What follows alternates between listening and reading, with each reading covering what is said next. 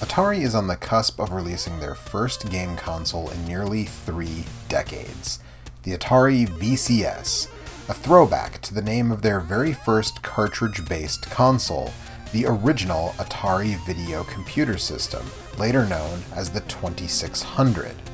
But is this the same Atari that launched that system back in the 70s? And have you played Atari today?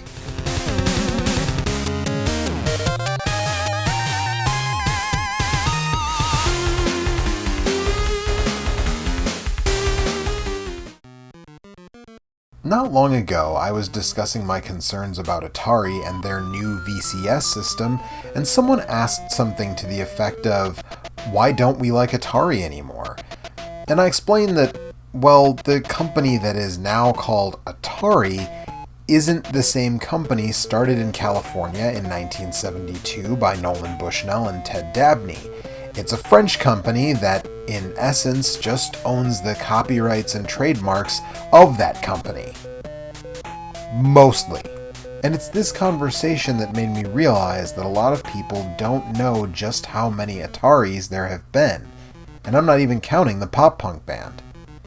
So let's talk about the many faces of Atari. And I should say, before we get too deep, this is not a comprehensive history of Atari in all its various and sundry forms. This is really meant as just an overview of the numerous companies that have flown that banner over the years. If you want to know more, a great place to start is with a book co-written by my fellow Milwaukeean Marty Goldberg and his co-author Kurt Vendel, Atari, Business is Fun. In the beginning, there were Nolan Bushnell and Ted Dabney.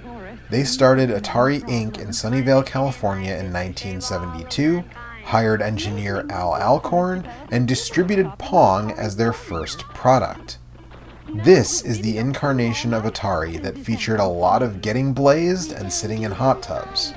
Dabney exited the company rather quickly, and in 1976, Bushnell sold Atari to Warner Communications, primarily so they would have the funds to launch the original Atari VCS. This is almost certainly the incarnation of Atari that first springs to mind when you hear the name. The VCS, the Have You Played Atari Today jingle, Have you played Atari today? E.T., the home version of Pac-Man, the crash of '83. This is that Atari.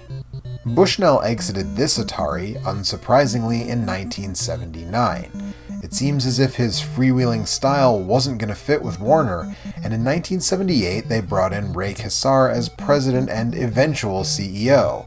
Once Bushnell was gone, Kassar had run of the place, and, well, we all know that story. The North American video game crash of 1983 didn't just mess up video games. It caused a historic drop in the price of Warner stock, and they were ready to unload Atari as quickly as they could. Or at least, part of Atari. In 1984, Warner sold the home and computer divisions of Atari to Jack Tramiel, late of Commodore Computers. Tramiel became the owner and head of what was then known as Atari Corporation, while Warner retained the arcade division, known as Atari Games, with a strict contract precluding them from distributing any home or computer games under the Atari name.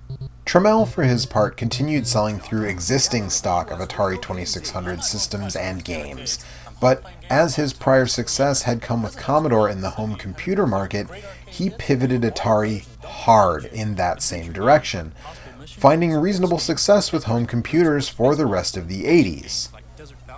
And also holding back the Atari 7800 home console until it was way too late to mean anything. But, like I said up front, this is not a comprehensive history. Meanwhile, Warner apparently didn't want to hang on to Atari Games for all that long, and in 1985 sold controlling shares to Namco. Yes, the Namco that's now part of Bandai Namco, but that also didn't last long. In 1987, Hide Nakajima, the head of Atari Games under Namco, assembled a consortium of employees, and together, they bought the Namco portion of Atari Games, while still maintaining a healthy relationship with the house that Pac-Man built. In In 1988, Atari Games created the Tengen label. This isn't really a separate Atari, but it is important, especially if you want to keep track of which version of Atari was suing Nintendo for what in the early 90s. Since the Tramiel's deal with Warner meant Atari Games could not use the Atari name on home games, Tengen was exactly that, their consumer label, which explains why they released not only many Atari Games arcade ports like Roadrunner and Vindicators, but also why they were distributing Namco games on the NES. Unfortunately, Atari Games got themselves in legal hot water by acquiring the patent documents to Nintendo's NES lockout chip, dubbed the 10NES, under false pretenses.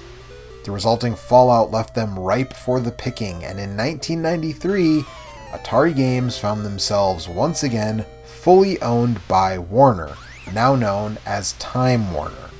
But Time Warner decided they didn't want to stay in the video game business for long, and in 1996, they divested their entire gaming division, including what remained of Atari Games, to WMS, the parent company of Midway and Williams. And that's why all those PS1 and PS2 arcade game compilations from Midway had Atari arcade games from post-1984 included. Meanwhile, also in 1996, Atari Corporation had run out of steam. The Jaguar and Lynx were not the successes the Tramiel family had hoped for, and while the company still had some cash flow, without a new product they expected to be broke by the end of 1998. So they merged with JT Storage, a hard drive manufacturer. From that point, they basically sat on all their IP until 1998, when all of Atari Corp's intellectual property was sold to Hasbro. It's around this time that the final games released under the Atari Games banner. Almost certainly the last hit they put out was Rush 2049. That was in 1999, shortly before they were redubbed to Midway West. They could continue releasing arcade games as Atari, but the parent company, WMS, didn't seem to want to compete with Hasbro for name recognition. Hasbro at the time was making new editions of classic Atari games like Pong and Centipede on the PS1. But it wouldn't be long before Hasbro, like Time Warner before them, got cold feet on video games, and sold their entire interactive division to French developer and publisher Infogrames in 2000.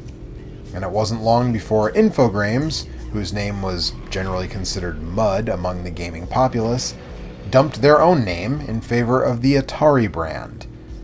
But that didn't raise the quality of their games, and they began a slow, painful decline. And now we reach the final steps for both versions of Atari, at least for now.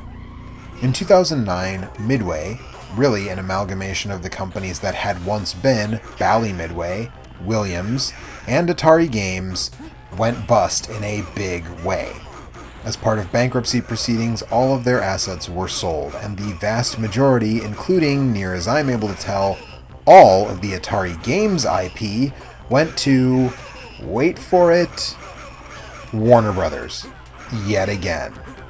Though there are currently rumors, as of this recording, that Warner is possibly going to divest themselves of their video game business yet again.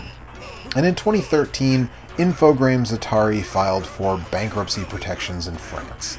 While they have mostly recovered, the company is a shell of their former selves, with the president and CEO saying in a 2014 interview that the entire company has about 10 full-time employees. And it's easy to see that most of their income is coming from, well, crowdfunding, but also licensing their branding, which includes plans to open hotels. But hey, maybe that new Atari VCS will change all of that. I mean, I doubt that very much, but hey, stranger things have happened. So here we are. 48 years after Atari was founded by Nolan Bushnell and Ted Dabney, we have two companies holding on to the IP while just about every noteworthy series of games started under that banner lies fallow.